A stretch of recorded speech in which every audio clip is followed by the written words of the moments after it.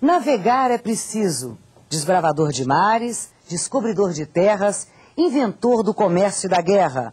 O homem deixou sinais que marcaram as civilizações. O século XV foi muito importante na história das relações internacionais. Foi naquela época que surgiram os Estados Nacionais e que os países da Europa começaram a se firmar como grandes potências mundiais.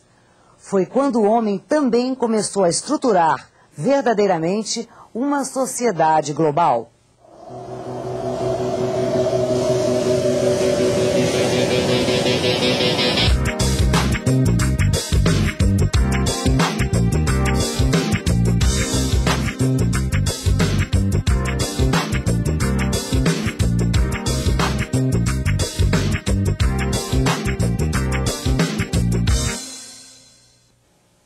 O Conexão Mundo desta semana vai nos mostrar quais os acontecimentos que marcaram a sociedade internacional na era moderna. Vamos saber o que fizeram os homens há 3, 5 séculos atrás e de que forma contribuíram para as relações internacionais. E não esqueça, o conteúdo de nossos programas e um curso de introdução às relações internacionais também estão disponíveis na internet.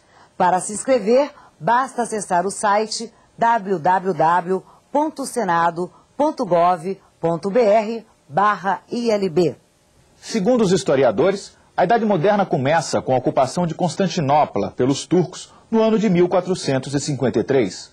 Podemos dizer que a partir daí tiveram início grandes transformações nas relações internacionais. Constantinopla, capital do Império Romano do Oriente, ou Império Bizantino, possuía o maior porto e entreposto comercial do mundo. Os turcos, que estavam em processo de expansão rumo ao continente europeu, bloquearam as rotas comerciais terrestres que ligavam a Europa ao Oriente. O objetivo era neutralizar o comércio e enfraquecer os adversários cristãos. Essa mudança nas rotas comerciais, que existiam há séculos, impulsionou as grandes navegações, pois os europeus precisavam de caminhos alternativos para tocarem os próprios negócios. A Idade Moderna também marcou a passagem do feudalismo para o capitalismo. 4 fatos importantes se destacaram nessa mudança: o Renascimento, as grandes navegações, a criação dos Estados Nacionais absolutistas e a Reforma. Vamos saber o que significou cada um desses fatos na evolução histórica da sociedade internacional. O termo Renascimento foi utilizado pela primeira vez em 1350, com um movimento iniciado por artistas e filósofos italianos que queriam recuperar a cultura clássica da Grécia e de Roma. Naquela época, os centros comerciais de Gênova, Veneza, Florença e Milão, as principais cidades italianas, funcionavam intensamente e dominavam o comércio com o Oriente. Esse desenvolvimento comercial provocou mudanças culturais na Europa. O Renascimento é marcado pelas mudanças ocorridas nas ciências e nas artes, em especial na pintura, escultura, arquitetura e na filosofia. É a época de Leonardo da Vinci e de Michelangelo. A Renascença colocou o homem em um papel de destaque, o que se chamou de antropocentrismo, ou seja, o homem era o centro do universo. Essa visão era diferente do que pregava o teocentrismo da Igreja na Idade Média. Se antes você tinha uma perspectiva de que Deus era responsável pelas ações do homem no mundo, que Deus era responsável pelas coisas do mundo, agora você tem uma perspectiva de que o homem é responsável pelas suas próprias ações. Evidentemente, isso não quer dizer que essa mudança de perspectiva, de humanismo, né, para uma sociedade em que o homem está no centro, significa que que os pensadores se tornaram ateus, se tornaram descrentes em Deus. Não, eles eram profundamente cristãos. Outro momento importante na história das relações internacionais foram as grandes navegações no final do século XV. Depois que os turcos otomanos bloquearam as rotas para o Oriente, foi pelos mares que os europeus chegaram às sociedades asiática, africana e americana. Alguns autores consideram as grandes navegações como o primeiro processo de globalização da era moderna. O comércio internacional se desenvolve. Os governos passam a valorizar mais a economia. Vínculos comerciais são estabelecidos com a África, o Extremo Oriente e com o Novo Mundo descoberto por Colombo. O poder militar e a tecnologia usada nas novas embarcações interferem fortemente na conduta dos países. Portugal e Espanha, em especial, lucraram muito com cada expedição para o Oriente. Dessa forma, a Europa Ocidental conquistou muitas terras em todo o mundo, dominando povos e impérios durante vários séculos. O terceiro fator que destacamos na história da sociedade internacional europeia é a criação do Estado absolutista.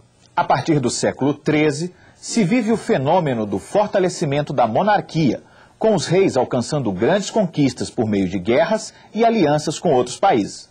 Alguns estados, como a Espanha, a França e a Inglaterra, foram bem-sucedidos ao promoverem as unificações nacionais.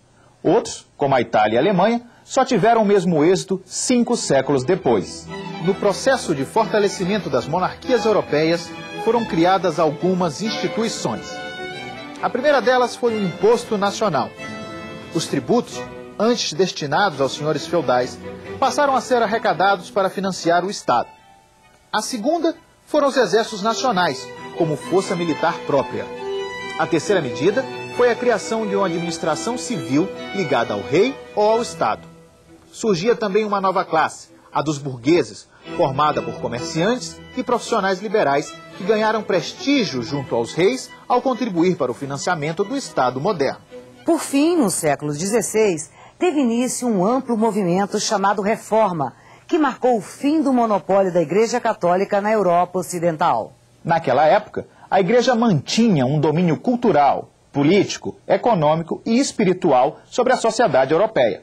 Mas a Igreja passava por uma profunda crise moral e doutrinária, o que gerou críticas e questionamentos à autoridade de Roma em várias regiões do continente.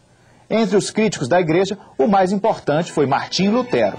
Diferentemente do que pregava a Igreja Católica, Lutero defendia que o homem poderia obter a redenção por meio da fé e do arrependimento pessoal, não necessitando de um padre para absolvê-lo de seus pecados em nome de Deus.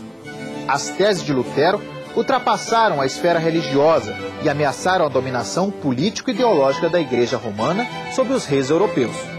Dessa forma, o protestantismo espalhou-se pelo norte da Europa, enfraquecendo o poder do Papa e fortalecendo os estados nacionais.